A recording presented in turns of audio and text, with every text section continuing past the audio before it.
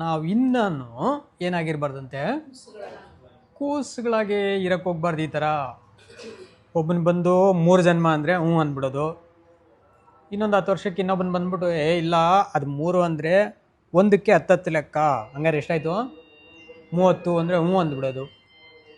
ಇನ್ನೊಬ್ಬನ ಬಂದು ಅದು ಹಂಗಲ್ಲ ನೋಡಿ, ಇದು ಹಿಂಗೆ ಉದ್ವಿಜ, ಜರಾಯುಜ, ಅಂಡಜ, ಪಿಂಡಜ, ಇನ್ನು ಬೇರೆ ಬೇರೆ ಇದ್ದಾವೆ.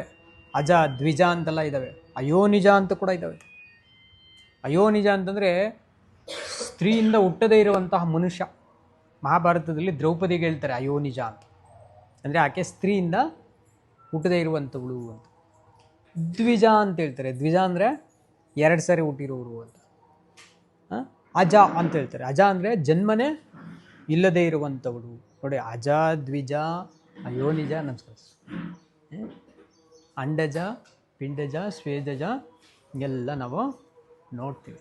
ಸೊ ಈ ಥರ ಎಲ್ಲ ನಾವು ಗಾಳಿಯಿಂದ ಬಡಿಸ್ಕೊಂಡು ಹೋಗುವಂಥ ಒಟ್ಟಿನಂತೆ ಇರಬಾರ್ದು ನಾವು.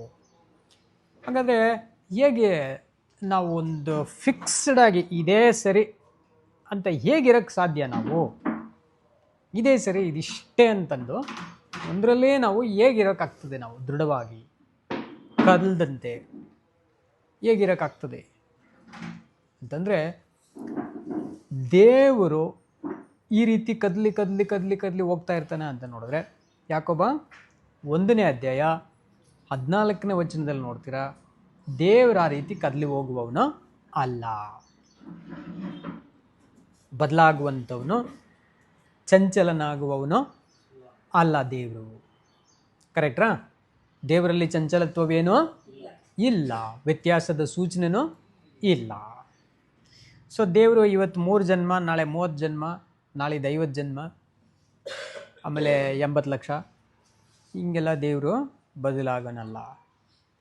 ಸೊ ದೇವರಿದ್ದಂಗೆ ನಾವು ಕೂಡ ಅಚಲರಾಗಿ ಚಂಚಲವಿಲ್ಲದೆ ಇರಬೇಕು ಅಂತಂದರೆ ನಮಗೆ 2 ತಿಮೋತಿ 3ನೇ ಅಧ್ಯಾಯದಲ್ಲಿ ಅಪೊಸ್ತಲ ಪೌಲರು ಒಂದು ಒಳ್ಳೆಯ ಆಲೋಚನೆಯನ್ನು ಕೊಡ್ತಾರೆ. ಹೇಗಿದ್ದರೆ ನಾವು ಒಂದು ಸ್ಥಿರವಾಗಿ ಒಂದೇ ಮನಸ್ಸಿನಲ್ಲಿ, ಸಿದ್ಧಾಂತಗಳಲ್ಲಿ, ನಂಬಿಕೆಗಳಲ್ಲಿ ಮುಂದುವರಿಯೋಕ್ಕಾಗ್ತದೆ ಅಂತ. 3ನೇ ಅಧ್ಯಾಯ 14ನೇ ವಚನ ಓದಿ.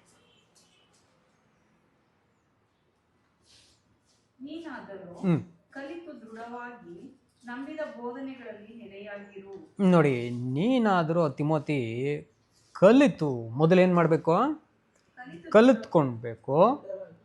ಆಮೇಲೆ ದೃಢವಾಗಿ ನಂಬಿರುವಂಥ ಬೋಧನೆಗಳಲ್ಲಿ ನೆಲೆಯಾಗಿದ್ದು ಬಿಡಪ್ಪ ಅಂತೇಳಿ.